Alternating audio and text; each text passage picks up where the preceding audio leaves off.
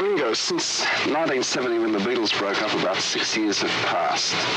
Yes, you're right. Has your musical career followed the course you expected to follow back at that time? No, at that time I didn't know where it was going to go. And I didn't do anything for a long time. I just sat around saying, what am I going to do? So, I mean, I had no great plan then. Then we did the first album, the Standards, with George Martin. Then I did the country album, so I was still confused which way to go, you know. And then, by chance or whatever, I did the Ringo album with Richard Perry because I was going to Nashville with Harry Nilsson, and I'd just been working with Harry in England and Richard on Harry's album. So I thought, oh, well, I'm going over there, you know, I'll call Richard because he said, you know, we should do something. So I called him and I said, listen, while we're in Nashville, because that's where the Grammys were that year, why don't you get a studio time and some players and we'll, you know, do a few tracks, see what we get. So he said, great. But then he called back saying, well, why don't we do it in Los Angeles? So I said, okay, yeah, I'll come down to LA for a week. And I still thought, we'll just do a couple of tracks, you know. But in a week, we had 8 backing tracks.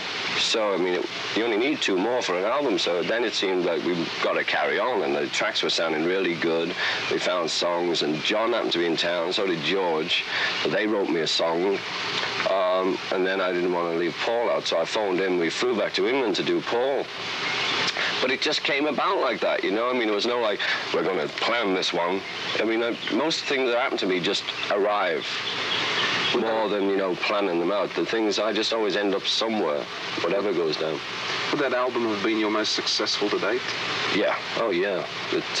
That did a million, sold 1 million copies in this country, America. Yeah. You know, alone. Where the other one, the Goodnight Vienna, only did, sorry about that.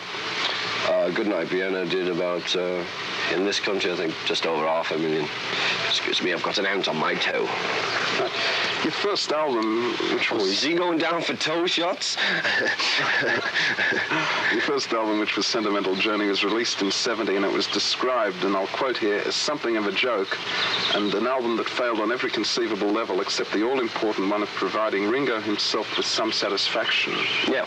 Do you agree with that statement? No, I think some of the tracks are all right. Who said that? I mean, that's just someone else's point of view, you know. I have my point of view, and I think... Right, well, what is your point of view? Well, I think I did it for a reason. I did it because I'm a slow writer. I did it because they're all the songs I grew up with. I mean, they're the ones your mother and you know, would sing at dues or on the coach trip to Blackpool or whatever. They'd all be singing those songs, you know, so they were very close to me. And I knew them. So that's why I did that. But I don't think it fails that much musically. I mean, we had a lot of fine players and a lot of fine arrangers on that album. So, I mean, even if I was crap, some of the arrangements and the, you know, the tracks themselves are very good. That's one thing I've noticed. On that album, you used a different producer for each track. A different arranger. A different arranger. George Martin basically produced it. People like Quincy Jones. Quincy did a track. Is there a reason that you did that? Yes, because I thought to go in and do a standard album, Telephone, you know, I wanted something nice, so I thought, well, I'll get all different people to arrange the tracks. It will, you know, make it just a bit different than going in and doing the standard album. Telephone! I don't think anybody wants to know about it. And so I thought that would be a nice idea, and also I got to know a lot of nice people doing it that way. Like Quincy came into England. Yeah. That's when I met him. George was there, Klaus, Richard Perry. I mean, that was the first thing Richard Perry ever did. For, you know, together he arranged Sentimental Journey, the title track. What was the difference between Sentimental Journey and your second album, Both Booster Blues? Of course we've started. What does it look like we're doing? Who is it? Harry. Oh, tell him to call back in half an hour, or I'll call him. Hi, how are you? Fine. I understand you want to talk to John, right? Would you like to meet Kay, folks? Hello. Hi. This is John's. You're on camera. Oh, really? Smile, you're on candid camera. I see. Well, could I show you what I've got? Can't you leave it? Yes, I can leave it. We're running out of film. This is roughly of the album cover. You'll have everything you need right here, and John will be calling you about 8:30 tonight. Okay. It's going to look roughly like this. This is our first showing of it. This is just the mock-up, folks. The new album with Atlantic. And it's going to be called Ringo's Rotogravure. Do you know what that means? Now, where did you get the title? Well, you know the song Easter Parade? No, maybe you should. No, no. You know the movie Easter Parade in your Easter bonnet with all the thrills upon it? Yeah. We'll get a photo in the Rotogravure. Man, I thought she was talking Russian, French. I was saying, what is she saying? Judy Garland, right? You know, when they're doing that song in Easter Parade. What did she say? I went crazy, you know, and that's about 3 years ago when I spotted it. I never known it before. So I've always had, you know, I have a book and I write odd things down. And that was one of them. And so this year we did the album, and it's a great title, Ringo's Rotogravure. And we have a lot of pictures of, you know, all the band, pictures of me. And, like, the tracks are like pictures anyway, you know, in their own way. You know, each track on the album is a visual. Tell me something about the new album. The style, I mean, with a new record company, is there a complete change of style? Well, no, it's still me, you see. Whatever we do, it's still me. Right. And what I try to do is go in and make a lot of singles. I mean, I love the singles, you know. So we find songs. I ask people to write me songs. I write a few. I write with Vinnie Ponce. We write together. And he plays the house vocal, because I can't sing and play drums at the same time, because it goes on the tracks, you know. So he always does the house vocal, then I sing later. It's a change of producer, so that's a major move anyway, you know. But it'll be different because of that. But it's still, you know, a lot of good tunes written by good people. Who are some of the people you have performing with you? Well, I have, you know, the Fab Three have written me one each. George, Paul, and John. And John flew in to work with me. And the other night, Paul came down because he's going to play here next week, the LA Forum. So he came down with Linda, so they sang on it for me, on their track. George is in English, so he didn't. Jesse Ed Davis is a guitarist, Danny Cooch. Melissa Manchester sings on it. Dr. John's on it.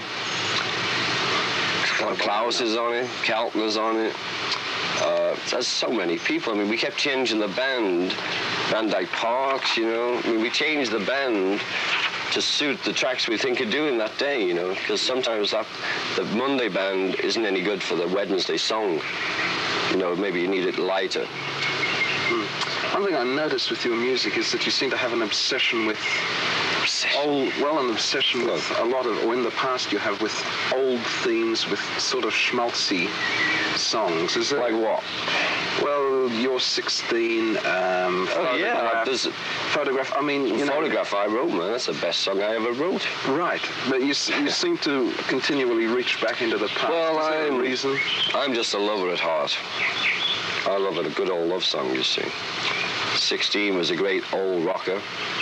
On this one, we do Hey Baby, which is another schmaltzy love song that you won't like. I didn't say I don't like. Well, I don't care.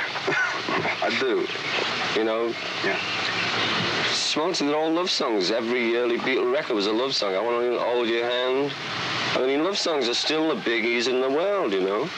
Right, I don't mean straight-out love song. I mean, a love song can be a loud, raucous piece of music. I mean things that, even in mood and temperament, lend themselves to something slightly older in style. Sentimental Journeys, I mean, the whole album, there's another perfect example. Well, Sentimental Journey was an album about that. Mm-hmm. You're not going to say that the Ringo album was like Sentimental Journey. Is this, well... Or Goodnight Vienna was like Sentimental Journey. Or any of those odd bits you heard today is like Sentimental Journey. I mean, are you saying that? No, I'm not saying that, but I'm saying the mood and themes of some of the things do. Well, you can't get away from love, you see. Right. So, I mean, I can't answer your question. There's love songs on my album.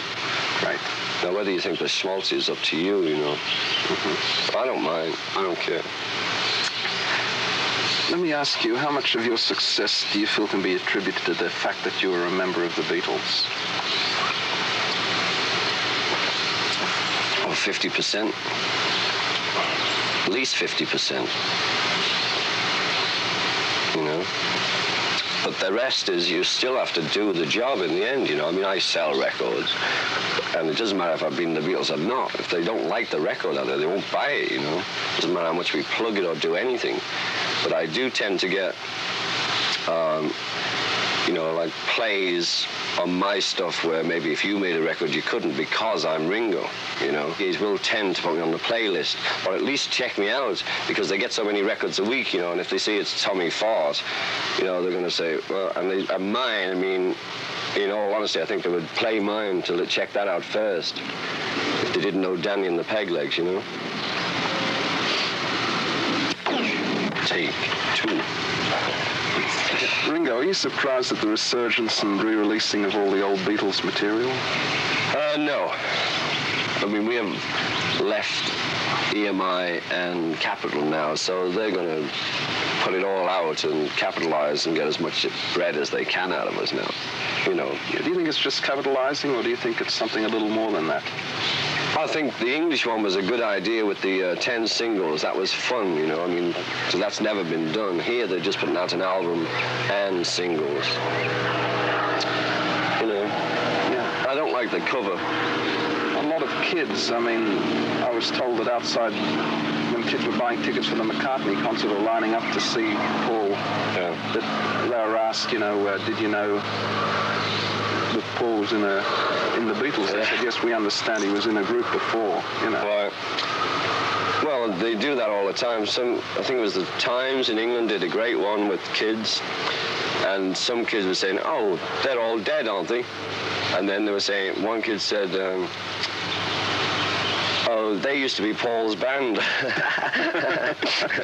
I mean, no, they go on all the time. Actually, in '74, George Harrison stated, if you want the Beatles, go see Wings. Is that a presumptuous sort of a statement? Yes, I don't think Wings are as good as the Fab Four were, but they have one of the Fab Four in it, you see, and he's very good. How could you best describe the Beatles' contribution to the music of this post-60s era? Best. We invented a lot of techniques for studio work. Not that we invented them, we found them, or we asked people to do things. We really came to the fore when we, as a plastic artist, you know, on record. That's when I think the most inventive things we did were on the record. So that's about the best thing we did, besides giving good songs to the people. What about By the people. All the people. What about your own contribution to the Beatles? I was probably the factor they needed, because I was last to join. I mean, you know, and then it took off. I don't know, it probably would have taken off without me, I don't know, but I think, you know, as I say, I'm a fatalist, and I arrived there, and then it takes off. And I was probably the personality that the three of them needed to fit in with as a foursome. I don't know if anyone else's personality would have fit in, because I'm easygoing, and they have three very strong characters, you know.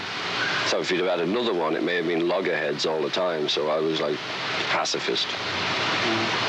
Do you ever see I don't consciously remember doing it, you know. You ask me questions, I'm just trying to think. Criticism you received a lot of, didn't you? Oh, yeah. Well, they never thought I could play, you see. It's only when I first started coming to LA that every session musician, every drummer was always asked to play like me, you know. And then all I ever read was, oh, him and his silly fills, you know, because I have a particular style of playing, you know. You know it's me if I'm playing. I'm not the fastest.